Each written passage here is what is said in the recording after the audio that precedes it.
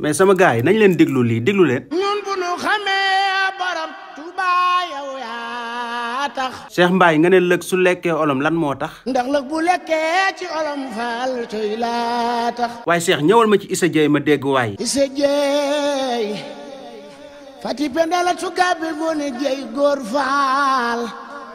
damel di ci fu njoogu. waay Cheikh damel de ce kan.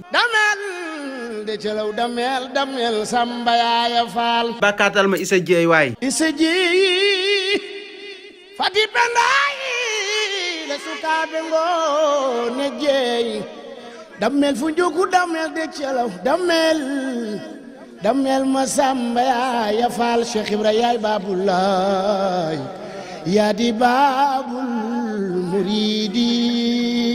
waaye ku aimé vidéo bi wala nga partagé ko yàlla nga fekkee kooru déwén mais dama leen di wax dafa am ku topp ci ay tànku Cheikh Mbaye ñu déglu xale bi tamit. Issa Dieye fati pendaay la sukaabe ngoone Dieye damel fu njugu damel de celaw damel samba yaaya faal. si xibra faal yey Babulaay yaa di baabul muridina.